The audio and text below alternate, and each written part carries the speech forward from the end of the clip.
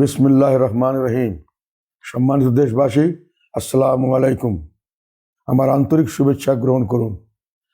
আমি আজ আপনাদের সামনে এক চরম সংকটে দাঁড়িয়ে অত্যন্ত গুরুত্বপূর্ণ কিছু বার্তা নিয়ে উপস্থিত হয়েছি। আমাদের প্রিয় মাতৃভূমি আজ এক ক্রান্তিকাল অতিক্রম করছে।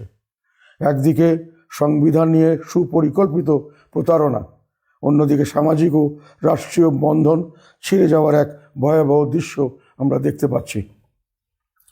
প্রথমত, আসন্ন গণভোট নিয়ে আমার স্পষ্ট বার্তা: আপনাদের না ভোট দিতে হবে।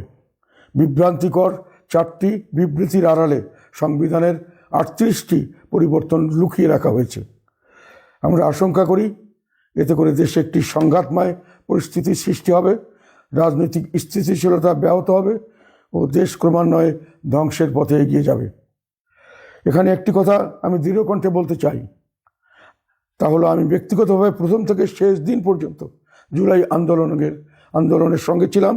তাছাড়া দলগতভাবে জাতীয় পার্টি জুলাই আন্দোলনে সক্রিয়ভাবে অংশগ্রহণ করেছে। শুধুমাত্র রংপুর শহরে আমাদের 2 জন কর্মী শহীদ হয়েছে, মিরাজুল ও মানিক। 4 জন কর্মী কারাবরণ করেছে ও নির্যাতনের শিকার হয়েছে: আরিফ, ইউসুফ, সজল ও জসিম। অন্যান্য শতাধিক নেতাকর্মীর বিরুদ্ধে অসংখ্য মামলা হয়েছিল।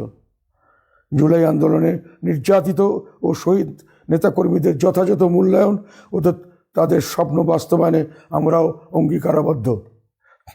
রাষ্ট্রের ও সংবিধানের সংস্কারের প্রয়োজন, এ বিষয়েও আমাদের কোনো দ্বিমত নেই। তবে আমরা বিশ্বাস করি এ সমস্ত কিছু হতে হবে সংবিধান সম্মত স্বচ্ছ প্রক্রিয়ায়, নির্বাচিত সংসদ, সরকার ও জনগণের সম্মিলিত উদ্যোগে।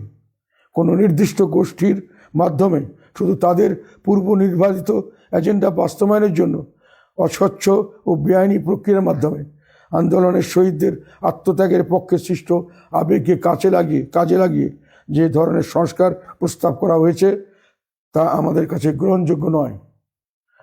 বর্তমান হানা ভোটের মাধ্যমে সেরকম একটা উদ্যোগ আমরা লক্ষ্য করছি। সে কারণে গণভোটে জনগণকে না ভোট দেওয়ার আহ্বান জানাচ্ছি। আজ আমাদের রাষ্ট্র সমাজের দিকে তাকিয়ে দেখুন। বিদ্বেষ আর বিভাজন আজ 18 কোটি মানুষকে একে অপরের মুখোমুখি দাঁড় করিয়েছে। ইনসাফ আর সাম্যের কথা বলে আজ তৈরি করা হয়েছে চরম বৈষম্য আর দখলদারিত্বের এক অমানবিক রাষ্ট্র, যেখানে চরম নিষ্ঠুরতাকে অভিবাদন জানানো হয়, মসজিদ, গির্জা কিংবা মাজারে পৈশাচিক উল্লাস হয়, যেখানে মানুষ আজ বাকরুদ্ধ। আমাদের প্রিয় মাতৃভূমি আজ যেন এক মৃত্যুপুরী। দিনে দুপুরে প্রতিপক্ষকে খুন করে মৃতদেহ পুড়িয়ে ফেলা হচ্ছে। বিভিন্ন স্থানে সংখ্যালঘু সম্প্রদায়ের বাড়িঘর, দোকান লুটপাট, ভাঙচুর ও আগুন দেওয়ার অভিযোগ পাওয়া যাচ্ছে, অথচ রাষ্ট্র নির্বিকার। সামাজিক যোগাযোগ মাধ্যমে ঘোষণা দিয়ে বাড়িঘর ভাঙচুর ও জ্বালিয়ে দেওয়া হচ্ছে, কিন্তু কারো ঘুম ভাঙছে না। এটি একটি ব্যর্থ রাষ্ট্রের পূর্ব লক্ষণ ছাড়া আর কিছুই নয়। আমাদের অর্থনীতিও আজ হুমকির মুখে। বিগত কয়েক মাসে শত শত কলকারখানা বন্ধ হয়েছে, বাড়ছে বেকারের সংখ্যা। ব্যাংকের রিজার্ভের প্রকৃত অবস্থা আমাদের অজানা। আমাদের সীমান্ত আজ অন্যের নিয়ন্ত্রণে চলে যাচ্ছে। নারীরা আজ নিজ দেশে পরবাসী। আমাদের শিল্প সংস্কৃতি, জারি সারি ভাবাইয়া আর কবিতার কণ্ঠরোধ করা হচ্ছে। এমনকি নারীর শিক্ষা ও কর্মক্ষেত্রে চলাফেরাও আজ শকুনের নখরে বন্দী। এই ধ্বংসাত্মক ডিজাইন আমাদের ভাঙতে হবে। আমাদের প্রথম কাজ হবে রাষ্ট্র সমাজের ছিঁড়ে যাওয়া সকল বন্ধনকে আবার জোড়া দেওয়া। আমরা এমন এক বাংলাদেশ গড়তে চাই যেখানে একজন নারীকে তার পোশাকের জন্য হেনস্থা হতে হবে না, শিক্ষক তার ছাত্রের কাছে প্রহিত হবেন না, বাউল শিল্পী বা ভিন্ন মতের কোনো মানুষের টুটি চেপে ধরা হবে না। প্রত্যেক মানুষের সমান অধিকার ও মর্যাদা প্রতিষ্ঠিত হবে। প্রিয় দেশবাসী, এই নির্বাচনে মাত্র 2টি পক্ষ, একটি মহান মুক্তিযুদ্ধের চেতনা ও 71-এর পক্ষের শক্তি, অন্যটি সেই আদর্শ বিরোধী অপশক্তি। জাতীয় পার্টি সবসময় আপনাদের পাশে ছিল এবং আছে। জাতীয় পার্টিকে লাঙ্গল প্রতীকে ভোট দেওয়া মানেই হলো একটি গণতান্ত্রিক বাংলাদেশ ফিরিয়ে আনা এবং 1971 সালের চেতনাকে জয়যুক্ত করা। পরিশেষে আমি বলতে চাই, আজ আমাদের দেশ সার্বিকভাবে বিভক্ত। আমরা এবং তারা এই বিভাজন আমাদের এমন এক পর্যায়ে নিয়ে গেছে যে কেউ কাউকে সহ্য করতে পারছি না, অন্যের মতামতকে বুঝতেও চাচ্ছি না। কিন্তু এই অসহিষ্ণুতা থেকে আমাদের বের হতে হবে। মনে রাখবেন, দেশটা আমাদের সবার, দেশ একটাই, এবং এর দেশের প্রশ্নে আমাদের সবাইকে এক মতাবলম্বী ও একতাবদ্ধ হতে হবে। দেশের স্বার্থে কোনো পক্ষ বিপক্ষ থাকতে পারে না। অতীতের সব তিক্ততা পিছনে ফেলে আমাদের সামনের দিকে এগিয়ে যেতে হবে।